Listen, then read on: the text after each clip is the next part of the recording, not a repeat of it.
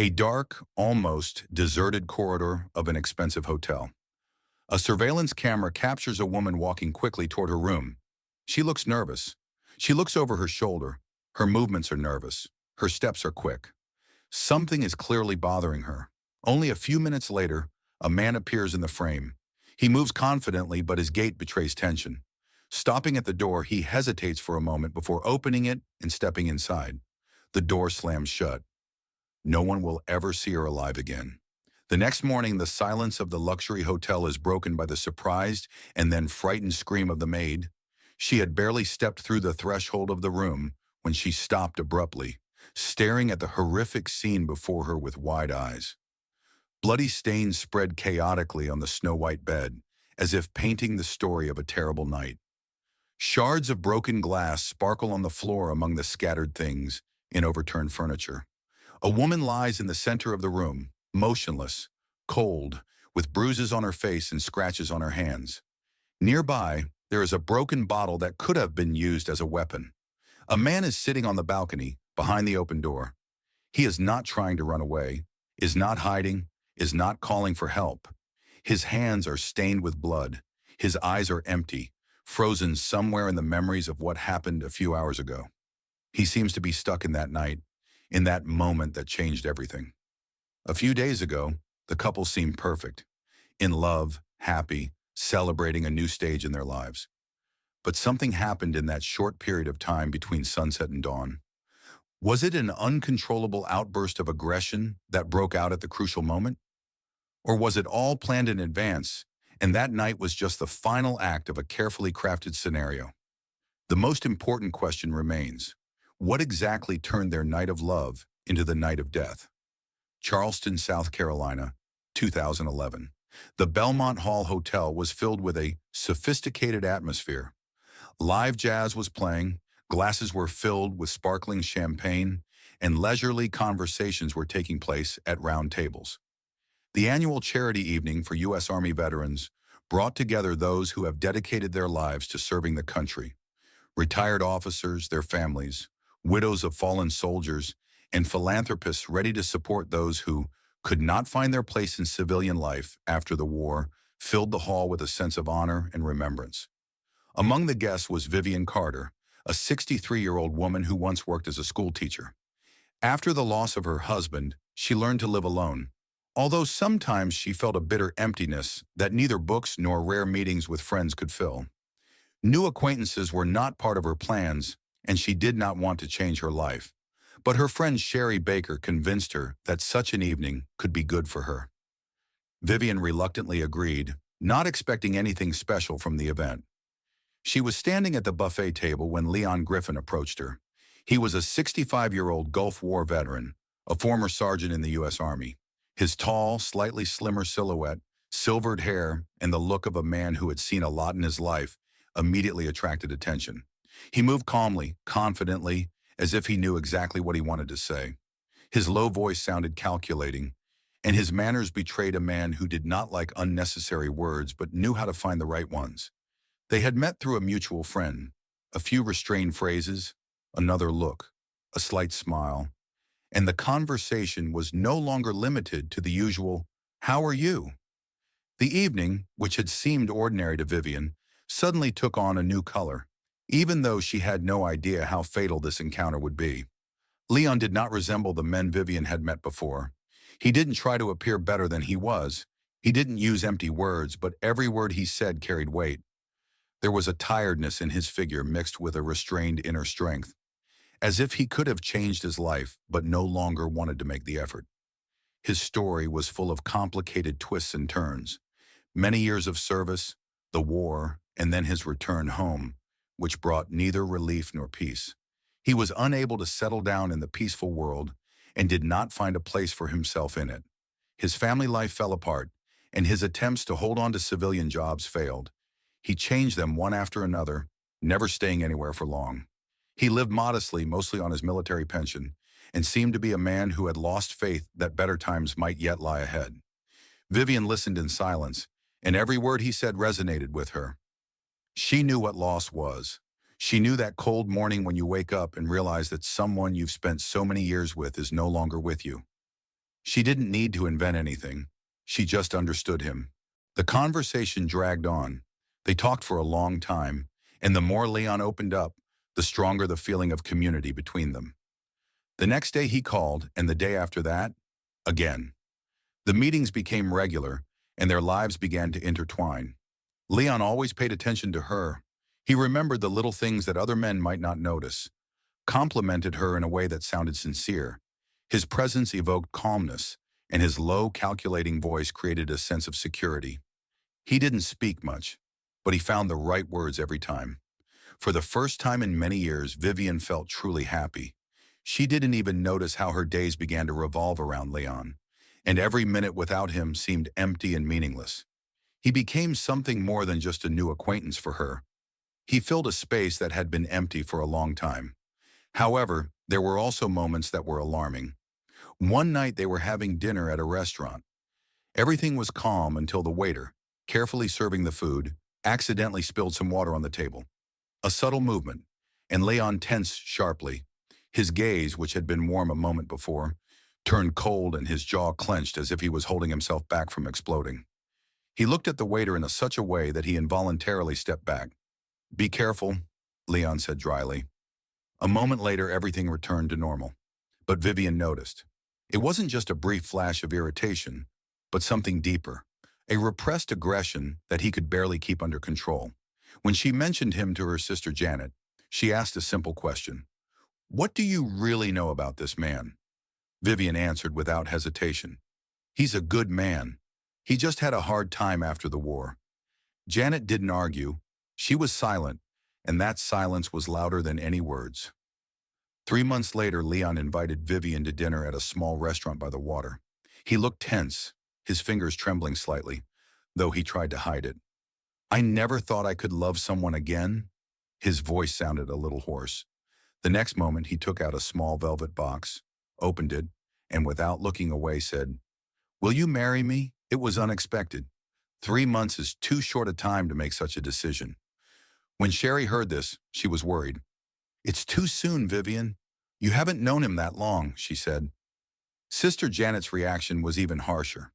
"He's out of work, living on a pension, never had a stable life, and suddenly he wants a family?" It seemed suspicious, but Vivian didn't want to listen to anyone. She said yes. The next day she spoke to Sherry again. "I don't want you to make a mistake," her friend said quietly. "I'm sure of him," Vivian replied without a shadow of a doubt. "Just be careful," Sherry insisted. "I have nothing to be careful about."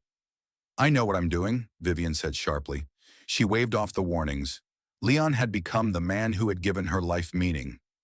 She believed in him, believed in their future. Little did she know that she had just made a decision that would become her biggest mistake, a choice that would cost her everything. The wedding was scheduled for several months in advance. Vivian believed that a new, happy stage of life awaited her. She did not realize that this marriage would be her biggest mistake. After the engagement, Leon talked more and more about the future. He painted a perfect picture in front of her. They would travel, buy a cozy house by the water, live without unnecessary worries and stress. He repeated again and again that she had changed him, that he had become a different person with her, that no woman had ever given him such a sense of peace and confidence. But every new beginning requires financial stability. Leon did not hide the fact that he had problems with money. His military pension allowed him to cover basic expenses, but he had no stable income. He talked about it casually, as if it didn't matter, as if it was just a temporary inconvenience that could be fixed. He looked for opportunities, promised to find a job, but each time there was a reason why it was put off. One evening, when they were sitting at home, slowly drinking wine, he brought up the subject again. His voice sounded soft, almost affectionate. No pressure, no demands. But there was something in his words that made Vivian believe him. She wanted to agree, to support him, to take a step forward, and she didn't even notice it. "I want everything to be right. We are creating our future together, aren't we? It would be nice if we had a joint account. It would make everything much easier. We could share expenses and manage our finances together. That's what real families do." Vivian didn't agree right away. She remembered how her late husband had always emphasized that money should be controlled carefully, without hasty decisions. She had her doubts, but Leon didn't push. He simply returned to this conversation over and over again, each time giving new arguments. This isn't about finances, Vivian. This is about trust. Aren't we a couple? Aren't we supposed to be one? Eventually, she gave in. They opened a joint account. Vivian decided to put some of her savings into it, wanting to keep things honest. A few weeks passed. One day, while cleaning the living room, she opened Leon's desk drawer and came across a stack of papers. Financial documents, notices from the bank, open loans, warnings of late payments, debts. He never mentioned them. Vivian didn't know what to think. She decided not to talk about it right away, to wait and see how things would develop. But the very next day, Leon started talking about money. We should take out another loan. It will help us finally sort out our finances, he suggested. Then she couldn't take it anymore. Leon, why didn't you tell me anything? About what? You're in debt. Leon sighed, but he didn't look confused or upset. It's just the past, Vivian. I'm already paying them off. You know how it is after the army. I didn't want to bother you with these problems. I didn't want you to worry. Leon spoke without a shadow of a doubt, his voice sounding even and calm. No nervous notes, no excuses. You do trust me, don't you? Vivian did not immediately know what to say. A few weeks passed. One day she was home alone. Leon had gone away on business. She had never been in the habit of checking on his things, but when a new message came up on his phone screen, her eyes involuntarily stopped on it. I miss you. When will I see you again? Her heart clenched. Her fingers pressed the screen of their own accord. She'd never unlocked his phone before. Monica Brown. Their correspondence had been going on for months. Short, sometimes frank messages. She read them one by one, and there was no doubt that this was more than just a friendly conversation. When Leon returned, Vivian was already waiting for him. She didn't shout, didn't make a scene, didn't demand explanations. She just silently handed him the phone. Leon stared at the screen for a long time, then slowly sank into his chair and rubbed his face with his palms. It's from the past, Vivian. It was before your time. Then why are you still in touch? She writes. I don't answer it seriously. But you wrote her that you loved her. He stopped talking. He didn't deny it. He didn't try to justify himself either. He just kept quiet, letting her draw her own conclusions. And then he said, I am not perfect, but I love you. Was it a confession? Or was it an attempt at manipulation? Vivian didn't know. Leon touched her shoulder. If you want, I'll delete her number. He did it right in front of her. But something inside had already broken. That same week, they had dinner with friends. The atmosphere was light, relaxed, until someone made a joke about marriage. Vivian, you do realize that after the wedding, Leon will become lazy, right? He will stay at home, drink beer, and watch football all day. People laughed. Leon did not. His face suddenly tensed. His fists clenched. His eyes darkened, and cold anger appeared in his gaze. I'm not that kind of man, he said quietly. Vivian felt a subtle but distinct fear well up in her chest. When they left the restaurant, she gently touched his arm. Leon, you're kidding. He didn't even look at her. No one has the right to laugh at me. For the first time, she really wondered, what if he was dangerous? At night, Vivian lay awake for a long time, her thoughts confused, but one was clear and unchanging. This man is not who he says he is. She began to feel afraid, but she did not realize how serious her anxiety was to be. The wedding took place without any loud celebrations. A modest ceremony, just the closest people. Vivian did not want a lavish celebration, and Leon agreed without objection. However, he admitted to his friends over a glass of whiskey that he really just didn't see the point in spending money on it. Their honeymoon was to be a real compensation for the simplicity of the wedding day. The choice fell on Key West, sunny Florida, where turquoise water meets hot sand and the evenings offer perfect romantic sunsets. It was supposed to be the beginning of a new life, but everything went wrong from the very beginning. On the way to the hotel, Vivian noticed a change in her husband. Leon became aloof, more silent than usual, staring into the distance for long periods of time, as if talking to his own thoughts. She tried to convince herself that it was just fatigue after all the pre-wedding worries. But the first night at the Coral Breeze Resort left her with an oppressive feeling of anxiety. Leon hardly slept. He was drinking. The hotel room looked perfect. A huge bed with snow-white linens, panoramic windows offering breathtaking views of the ocean, a bottle of champagne chilled in an ice bucket. It was supposed to be a place for relaxation, for happy moments. But Leon remained indifferent. He stood by the window, silently drinking his whiskey, and didn't even react when Vivian gently touched his shoulder. "Leon, what's wrong?" No answer. The next day, the situation did not change. His mood fluctuated between ghostly serenity and abrupt, detached pauses. At first, he seemed calm, even smiling, and then a moment later, he would withdraw into himself, look away and seem to disappear into his own thoughts. Vivian felt like a complete stranger was next to her. That evening, they went to a restaurant on the coast, Sunset Cove, a place where the soft light of lanterns and the sound of ocean waves created the perfect atmosphere for romance. But their dinner was the beginning of a disaster. Leon ordered a drink, Vivian ordered a light dinner, but hardly touched the food. He was drinking. One glass of whiskey, then another, a third. He didn't look at her, didn't ask how she was feeling, didn't try to make conversation. His silence was tense. The atmosphere at the table was becoming more and more difficult. Vivian tried to ask him again what was going on, but he only gave her a short shrug. When his phone screen suddenly lit up, Vivian felt cold inside. Leon quickly flipped the screen down, but it was enough for her to see a name. Monica Brown. Her fingers reflexively clenched into a fist. "Why is she writing to you?" Her voice was calm but tense. Leon looked up, slowly leaned forward, crossing his arms on the table. "Do you really want to talk about this right now?" "Yes." He silently took another sip of whiskey. "It's just a message." "But you said you don't talk to her anymore." "And I don't. But she writes to you."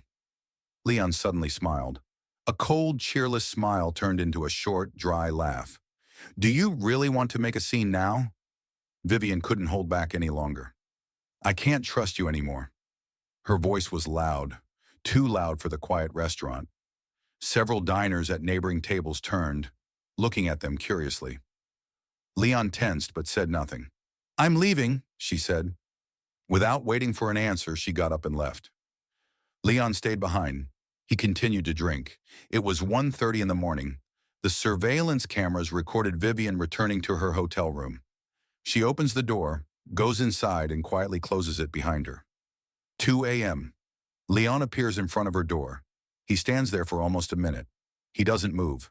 And then he pushes the handle, and he enters. Vivian lay in bed without closing her eyes. The darkness around her seemed heavy, and the silence was depressing. But what scared her most was the sense of danger that hung in the air. "Are you still awake?"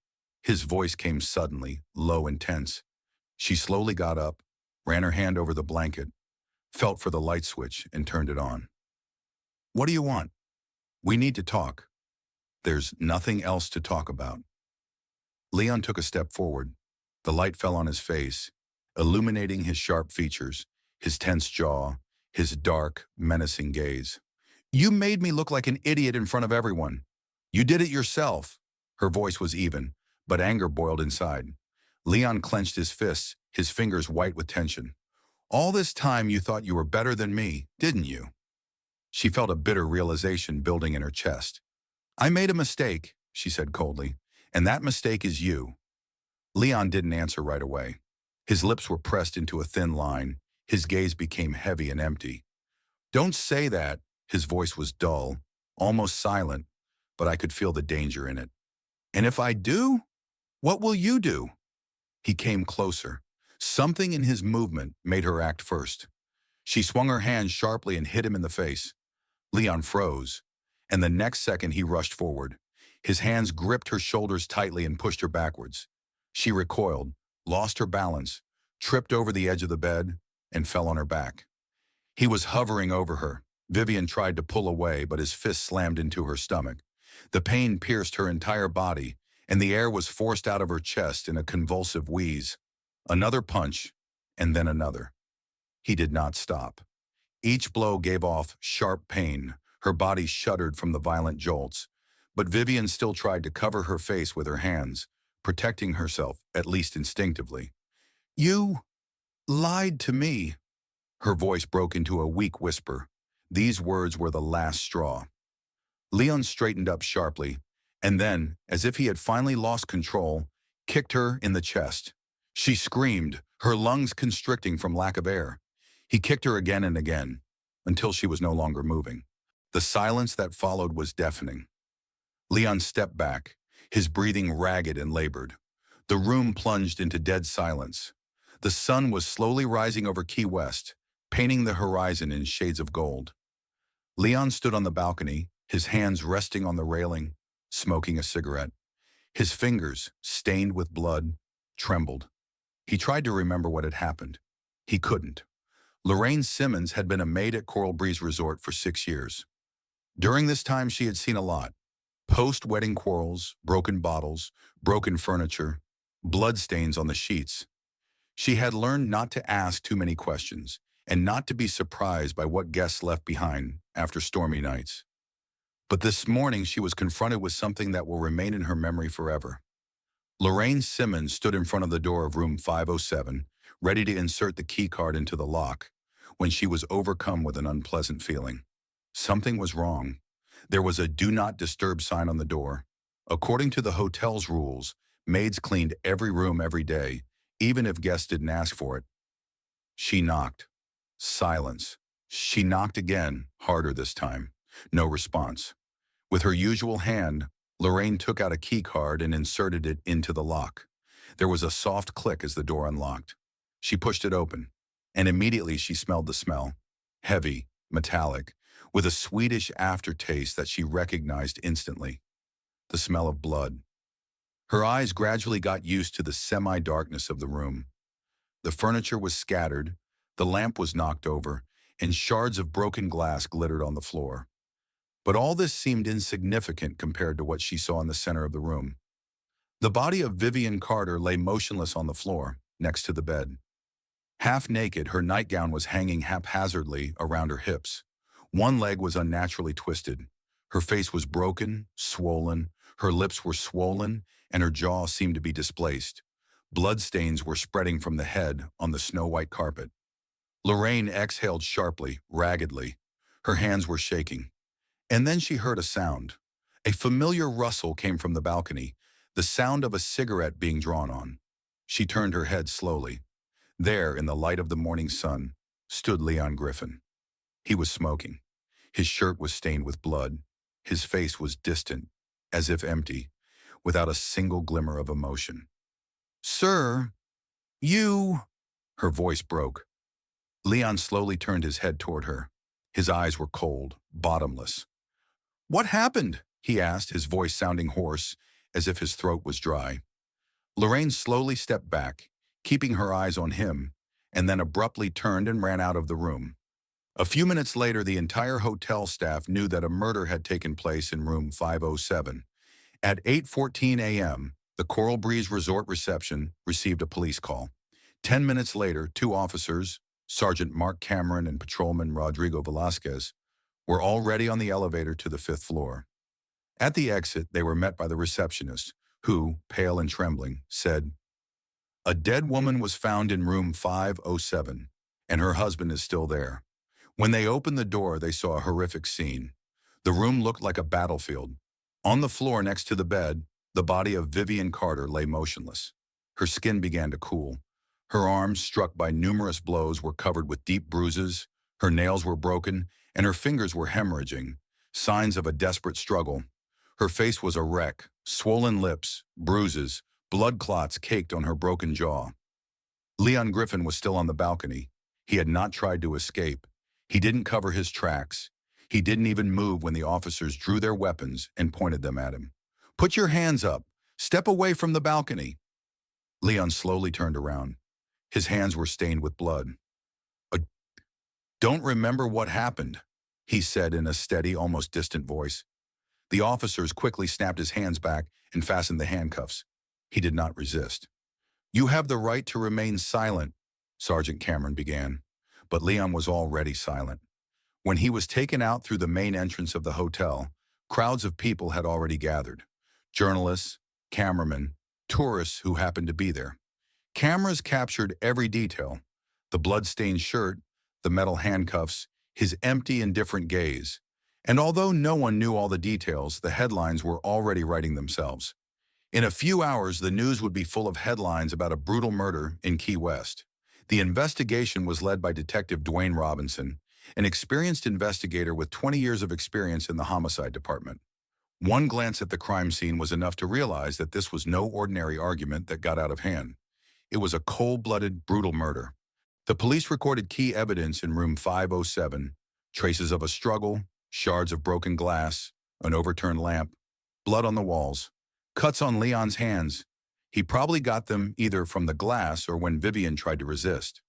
Empty whiskey bottles, evidence that he drank much more than usual on the night of the crime. The phone with the message from Monica Brown is the last factor that probably provoked the attack. Leon was immediately taken in for questioning. Jamal Douglas, a bartender at Sunset Cove, confirmed that he saw Leon that night. He was drinking until 2 in the morning. His face was gloomy and he sounded angry. He talked about lying repeatedly. "I will not allow it." The bartender remembered his gaze, empty, distant, as if he was stuck in his thoughts. He did not look at people, just stared at one point and repeated, "I know the truth. She is lying. They all lie." These words became one of the key pieces of evidence in the case. The trial of Leon Griffin turned into a high-profile media scandal that shook the country. Prosecutor Camilla White argued that the murder was the result of an outburst of jealousy, financial pressure, and alcohol intoxication. At the trial, she presented irrefutable evidence: the bartender's testimony confirming the defendant's condition before the attack, the results of a forensic medical examination that confirmed the brutality of the attack, surveillance footage of the last hours of Vivian's life. The case of Leon Griffin quickly became a symbol of domestic violence, which led to tragedy. The defense, led by defense attorney Brian Harper, insisted that Leon was acting in a state of passion. He tried to convince the court that his client suffered from PTSD, had problems with anger control after his military service, and that alcohol only exacerbated his unstable state by clouding his consciousness. But the jury did not accept these arguments. After a 3-week trial, the verdict was handed down. The verdict: guilty.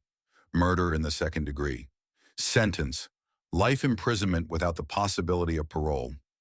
Leon did not react. No emotions. He just sat down in the dock and stared at the wall. But this did not change anything for Vivian's family. Her life could not be returned. After the trial, Vivian Carter's case became another symbol of domestic violence that ended in tragedy. For the public, it was another high-profile investigation. For her loved ones, it was the story of a woman who believed in love, but ended up dead. Her life ended in a room in a luxury resort hotel, among shattered glass on blood-stained bedding. But her death began much earlier. She was trying to save a man who was hiding a monster inside him. She believed she could change Leon Griffin. She thought that his outbursts of rage were just an echo of the past that would disappear with her. She was sure that her love could overcome his darkness. But that night in room 507, it became clear that the monster was not disappearing. It was waiting for its time. She closed her eyes to the alarm bells that were getting louder every day.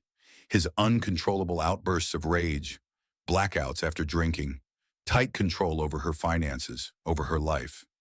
Vivian refused to acknowledge the obvious, convincing herself that patience and love could correct his behavior. But her kindness became her sentence. Leon was never going to change. He did not see her as an equal partner. He saw her as property. His love had nothing to do with trust. It was about control. For men like him, any no sounds like an unacceptable challenge. She was sure she knew who she was getting involved with. But in reality, she had never met the real Leon. It all ended that night, when she said, "I can't trust you anymore." Those words were the trigger. They awakened an animalistic rage in him, ignited everything he had been holding back for years. Leon didn't kill her by accident, not in a state of passion. He killed her because he couldn't let her go. Sometimes the greatest threats to our lives come from those we love the most.